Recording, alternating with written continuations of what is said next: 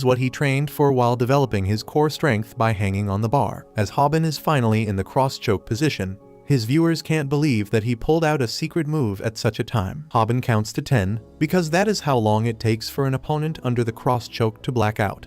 But surprisingly, T is just fine. He tells Haben that his legs are not on top of him, and that is his first mistake. Haben can't understand why the cross-choke didn't work. And then T asks him if this is his first real fight. This is where the first rule of fighting, that is, to never get worked up, backfires on Haben, because he panicked when his cross-choke didn't work. He gave T the chance to punch him. Haben begins to curse himself, thinking that he is a fool who couldn't achieve anything even after all that training. He is flung towards a urinal while realizing that he lost track of the basics because he was so occupied with executing a special attack. T is back on his feet now, and he tells Haben that he deserves some credit for the tackle and cross-choke move he just pulled. Snap thinks that they were too close to victory, and so do the viewers. But Gil says that earlier T let Haben tackle him down on purpose. T reveals the reason for that too, as he shows Haben one of his anti-slip shoes that he just took away. Haben panics, realizing that he has not done any damage to the enemy and has already lost his biggest advantage.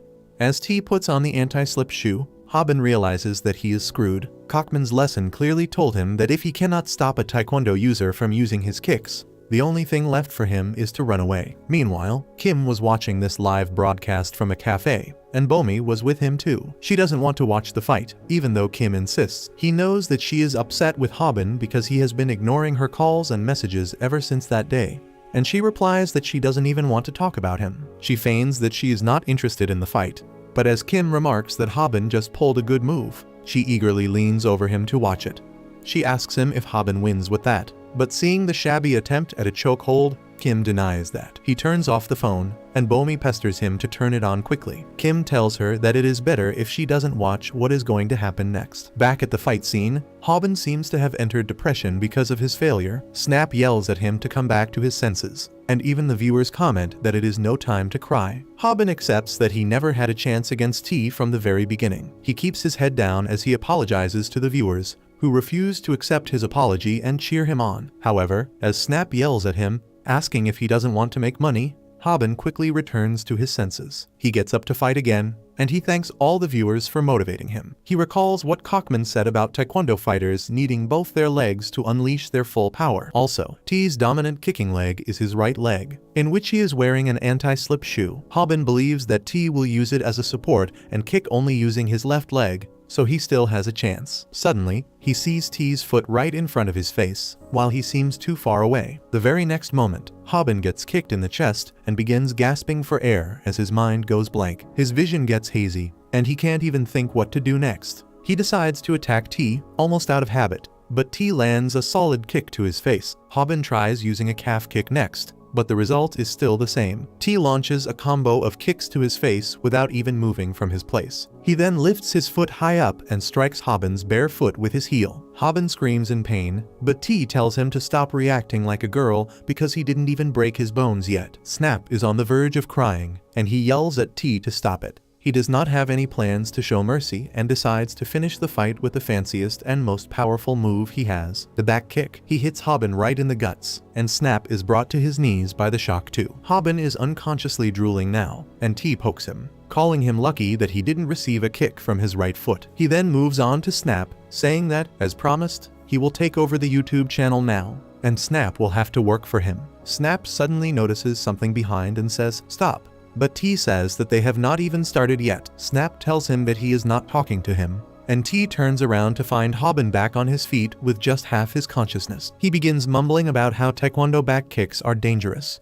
even if they don't hit you properly. He recalls how hard he trained to develop an endurance for it, and then gets in fighting position again, repeating the name of the title of his video, How to Fight a Taekwondo Fighter as a Regular Person. Haben stands in a toilet with walls on 3 sides and tells his viewers to stay tuned. The viewers are going crazy because Haben really got up after all that damage, even though no one believes that he can win this fight. Even Snap tells him to give up now because money is not worth this. But Haben is not fighting for money. He is fighting for Snap's honor and their friendship. T mocks him for thinking that being in a toilet with 3 sides closed will allow him to win. Haben is shivering as he says that it will, and T decides to prove him wrong.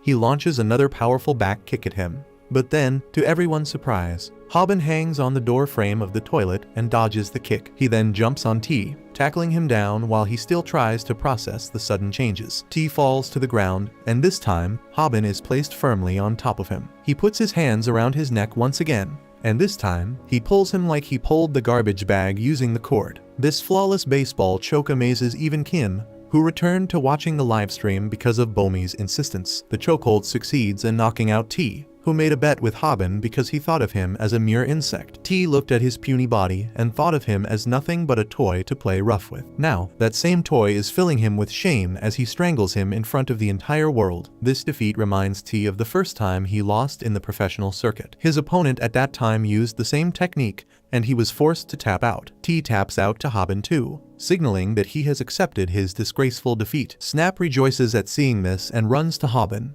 telling him that he has won the fight. Despite that, Haben does not let go. He was fighting like this for the first time, and in the heat of the moment, he was so focused on finishing his move that he didn't even feel T tapping out. He keeps counting to 10 slowly, even as Snap tells him to let go before he kills T. However, Snap's voice would never reach Haben, who is so high on adrenaline that he can't even hear his own voice. He could only recall Cockman's lesson, where he told him to count to 10 once he had the opponent in a baseball choke to ensure that he passed out, or the opponent would return to fight. Haben finishes counting to 10 and slams the unconscious T on the wet floor. He finally understands that he has won the fight, and his comment section is a riot. On the other hand, T is having a dream of the time he lost in the ring. His ambitions were shattered by that loss, and his opponent was none other than Kim, who had enough decency to lend him a hand to get back on his feet. T wakes up thinking about that when he finds Haben and Snap trying to drag him out of the washroom. Snap wants to leave him and run, but Haben wants to do the right thing by carrying him to a comfortable place. T asks them what the hell they are doing,